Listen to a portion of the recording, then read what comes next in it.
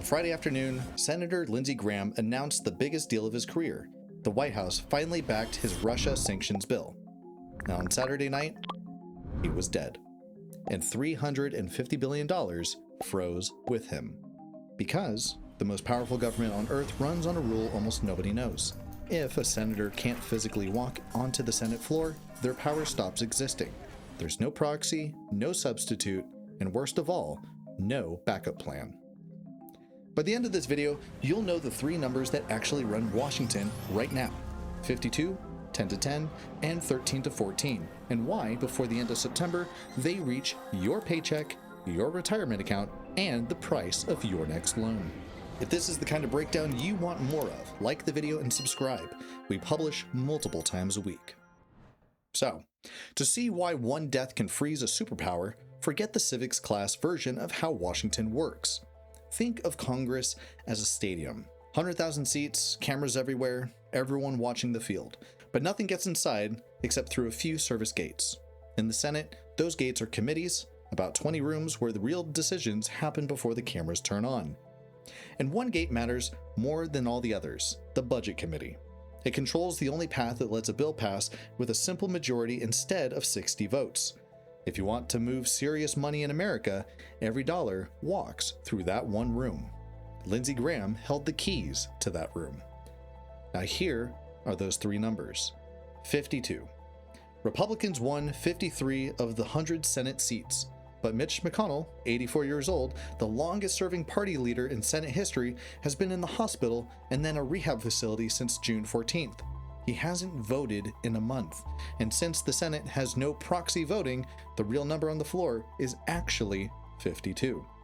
10 to 10, deadlocked. That's the Budget Committee, the money gate, the moment its chairman died.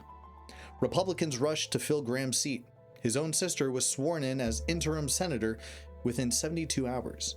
But a freshman, 4 days on to the job, inherits a desk, not a chairmanship, not 32 years of seniority, and not the trust it took to broker deals between the White House and the holdouts. 13 to 14, outnumbered. That's Appropriations, the committee that writes the actual checks, where, with both men gone, the party that was supposed to control Washington holds fewer seats than the minority. On paper, one party controls everything. In the rooms where the money moves, it doesn't. And here's where the story turns, because the real system was never about the seat count. The Senate runs on seniority. The longer you survive, the more gates you control. So power doesn't pool in the party, it pools to an individual, aging human beings. Graham wasn't just one vote out of 100. He sat on the Judiciary Committee, he sat on Appropriations, he chaired Budget, and he was personally carrying the Russian sanctions deal, the Attorney General's confirmation, and the next $350 billion spending package. McConnell isn't just one vote either. He happens to chair the subcommittee that funds the Pentagon, which means that the majority America elected was never really a number. It was more of a portfolio of irreplaceable individuals, several in their 70s and 80s, with no health disclosure rules, no incapacity process, and no plan for what happens when one of them stops. When one of them did stop, the institution's answer was silence. McConnell entered the hospital on June 14th. For almost a month, his office wouldn't say why. The speculation grew so loud that the governor of his own state had to publish an open letter publicly asking a sitting senator to tell the country whether he was okay or not. Graham is the 6th member of the Congress to die in office. The majority was never a number. It was just a list of names, and the list keeps getting shorter. The clock becomes the weapon. The Senate has about 7 working weeks left before the midterm elections. Inside that window, government funding runs on September 30th. A major surveillance law has already expired. The president's pick for attorney general faces a committee vote where a single Republican defection kills the nomination, and 2 Republicans are already wavering. And here's the big one. 3 weeks ago, we showed you the war risk insurers in London who never believed the Iran ceasefire, and they were right. That war drained America's weapon stockpiles. So, the White House asked Congress for $350 billion to refill them, using the fast-track path that skips the 60-vote wall. That path starts in the Budget Committee, the room Graham ran. The room that, the day he died, locked to 10 on 10. The seat was refilled in 72 hours. The function was not.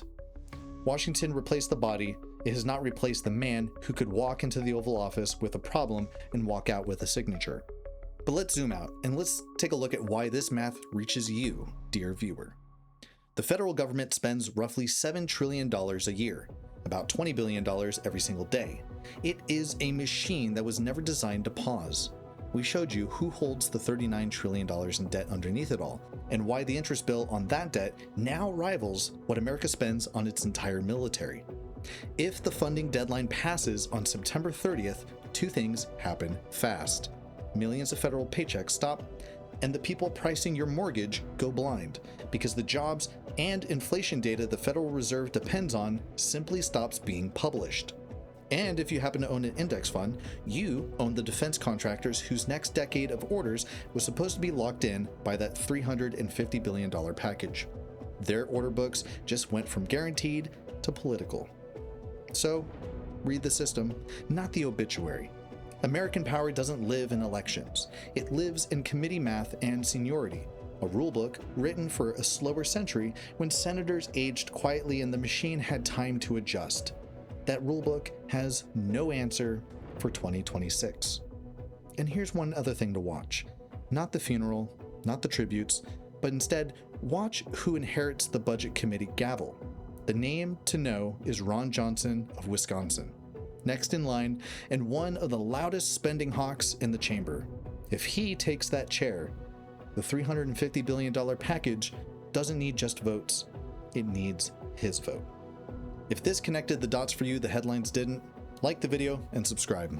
We publish multiple times a week. And next up, the European government that walked into a Chinese-owned chip company and simply took it over, and the war that started because of it.